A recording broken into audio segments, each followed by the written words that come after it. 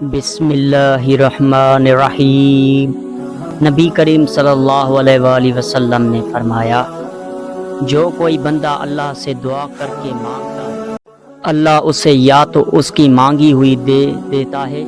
یا اس دعا کے نتیجے میں اس کے دعا کے مسئلے اس پر آئی ہوئی مصیبت دور کر دیتا ہے، جب تک اس نے کسی گناہ یا قطع رحمی رشتہ توڑا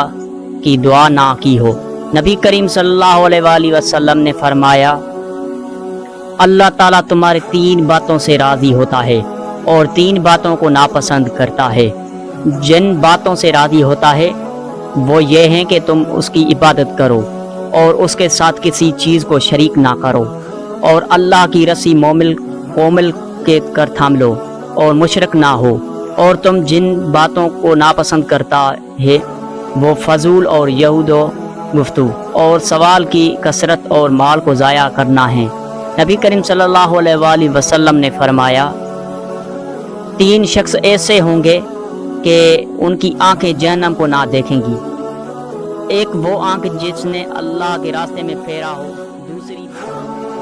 جو خشیت اللہ سے اکبار ہو گئی، اور تیسری وہ آنکھ جو اللہ کے حرام کردہ چہروں کو دیکھنے سے رک گئی۔